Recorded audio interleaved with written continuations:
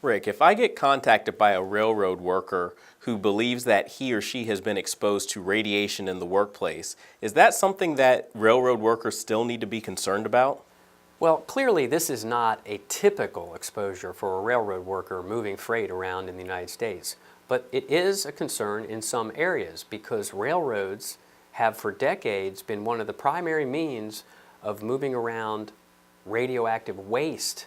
That can be radioactive materials from nuclear facilities that not only handle power, but there are facilities that are classified facilities in the United States that are involved in weapons production. Railroads have historically been one of the biggest movers of that material, although some of them move by truck also.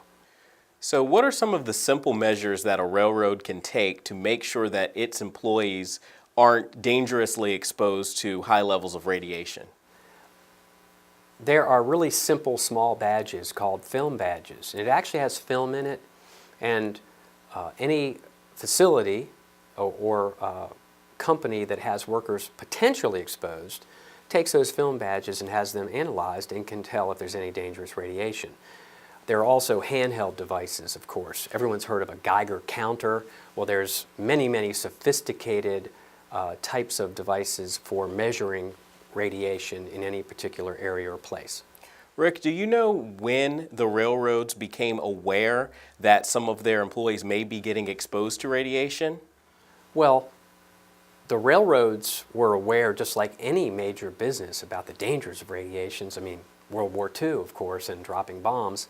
But by the late 1950s, medical doctors on a national basis, including railroad medical doctors, were talking about the fact that radiation causes many types of cancers, including lung cancer. There was a meeting in 1958 of the railroad medical doctors of the major railroads where it was discussed that radiation exposure causes lung cancers as well as other types of carcinoma.